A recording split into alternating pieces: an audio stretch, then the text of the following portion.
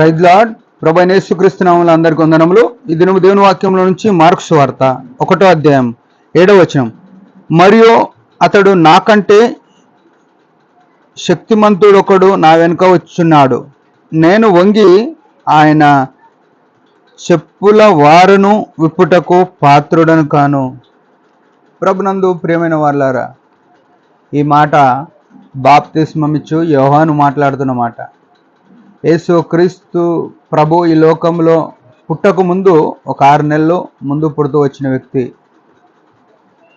ఈ గొప్ప వ్యక్తి ఈయన గురించి బైబిల్ ఏం చెప్తుందంటే, స్త్రీలు కనిన వారిలో యోహాను కంటే గొప్పవాడు ఎవడూ లేడు అంటున్నాడు. అంటే ఆ మాట ఏం చూపిస్తుందంటే, యేసు ప్రభు కూడా స్త్రీ గర్భంలో పుట్టినాడు, స్త్రీ సంతానంలో పుట్టినాడు. కాబట్టి యేసు ప్రభు కంటే కూడా గొప్పవాడని బైబిల్ చెప్తుంది. కానీ ఆ గొప్ప వ్యక్తి, యేసు ప్రభు కంటే వయసులో గొప్ప ఉన్న వ్యక్తి, పెద్ద ఉన్న వ్యక్తి ఏమంటున్నాడు, నాకంటే శక్తిమంతుడు.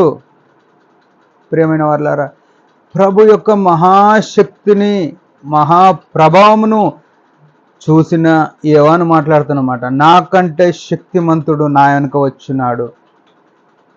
అంతేగాక ఏమంటున్నాడు, నేను వంగి ఆయన చెప్పుల వారు విప్పడానికి యోగ్యత లేనివాడు అని అంటాడు. మన జీవితంలో కూడా మనం చాలాసార్లు ప్రభుని ఆరాధిస్తాం, ప్రభును మహింపరుస్తాం, ప్రభును గణపరుస్తాం. కానీ మన ఆరాధన ఎంత ఉంటుందంటే దాంట్లో మన గొప్పతనం ఎక్కువ ఉంటుంది. మన ఆరాధనలో మనం చచ్చిపోయిన ఆరాధన ఉండదు, మనం చచ్చిపోవాల. శరీర తత్వము, బయటికి కనపరుచుకునే తత్వం చచ్చిపోయి ప్రభువును మాత్రమే కనపరిచే ఆరాధన. యోహాను మాట్లాడుతున్న మాట ఎంత విచిత్రం.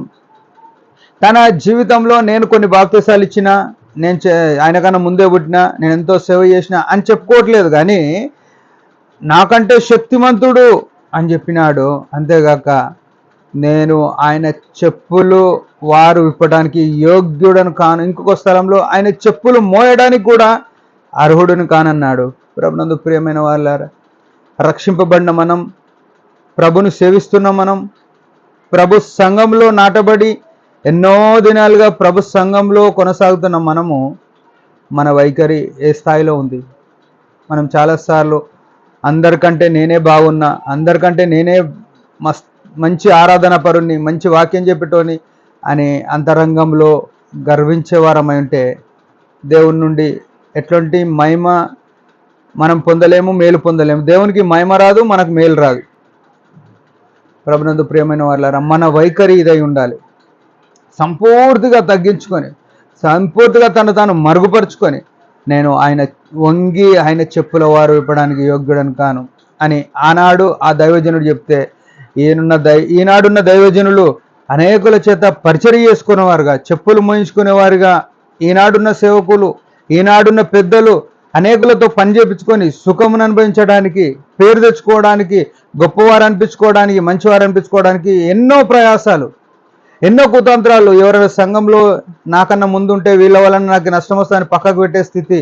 ఈయన వాక్యం చెప్తే నా వాక్యం ఎవరు విన్నారని, ఆయన కంటే నేను బాగా చెప్పలేనని కుతంత్రంతో వారిని పక్క పెట్టే స్థితి ఈనాడు సంఘంలో జరుగుతుంది.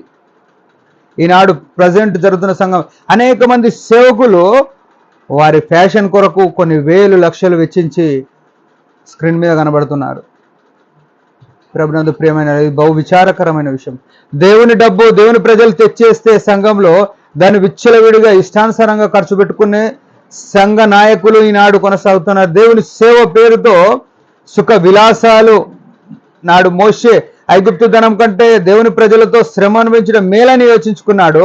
ఈనాడు దేవుని ప్రజల శ్రమల నుంచి సేవకులు, బోధకులు, పెద్దలు, విశ్వాసులు ఎంతో మంది దేవుని ధనముతో సుఖ విలాసాల కొరకు ప్రయాసపడుతున్నారు. ప్రభునందు ప్రియమైన వాళ్ళారా, నా స్థాయి ఏ పరిస్థితిలో ఉంది, ఎట్లా ఉంది? దేవుని మహిమపరచడానికి యోహాను ప్రయాసపడ్డట్టుందా? మనం తగ్గించుకునడానికి, ఆయన చెప్పులు మోయడానికి? దేవుని ప్రజలందరినీ హింసించి, అంటే దేవుని ప్రజలు తెచ్చేసిన డబ్బును తీసుకొని మనము అనేక మంది కంటే ఎత్తుగా కనబడడానికి విలాసాలకున్నామా? మనల్ని మనం పరిశీలన చేసుకొని దేవుని మహిమ కొరకు బతకాలని దేవుని యొక్క కోరిక. దేవుడి మాట దీవించుగాక. చిన్న ప్రార్థన. పరమ తండ్రి యేసు ప్రభు నామములో వందనాలు. మాకు ఇచ్చిన ఆయుష్ను బట్టి స్తోత్రములు. యోహాను వలె మేము నిన్ను గణపరిచే విషయంలో మమ్మల్ని తగ్గించుకొని మరుగుపరుచుకొని నిన్ను కనపరచడానికి సహాయపడమని యేసు ప్రభు నామములో ప్రార్థిస్తున్నాం తండ్రి, ఆమెన్. మీరందరి పరిచర్య గురించి భారంగా ప్రార్థన చేయండి. Praise the lord.